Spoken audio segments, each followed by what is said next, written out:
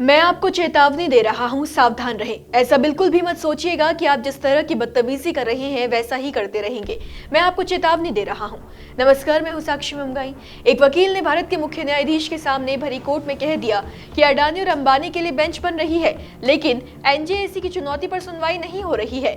ये सुनकर सीजेआई नाराज हो गए और उन्होंने वकील को फटकार लगा डाली। आइए जानते हैं कि पूरा मामला आखिर है क्या।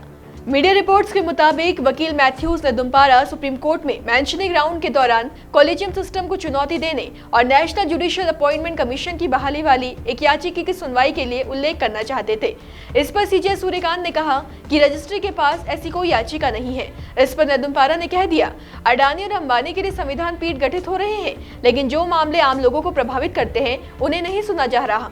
इस पर भारत के चीफ जस्टिस यानी सीजे सूर्यकांत ने वकील मैथ्यूज को फटकार लगाई और यहां तक कह दिया कि भविष्य के लिए सख्त चेतावनी हम आपको दे रहे हैं। सीजे सूर्यकांत ने नेदुम्पारा से स्पष्ट शब्दों में कहा कि अगर उनका दुर्व्यवहार इसी तरह जारी रहा तो उनके खिलाफ कड़ी कार्रवाई की जाएगी।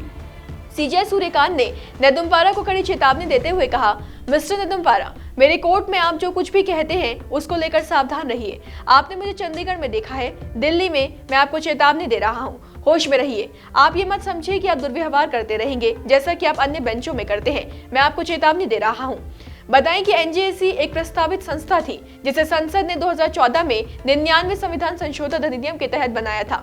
इसका मकसद था कि उच्च न्यायालयों और सुप्रीम कोर्ट के न्यायाधीशों की नियुक्ति का प्रबंधन एक आयोग करे जिसमें न्यायपालिका और कार्यपालिका दोनों के प्रतिनिधि हों।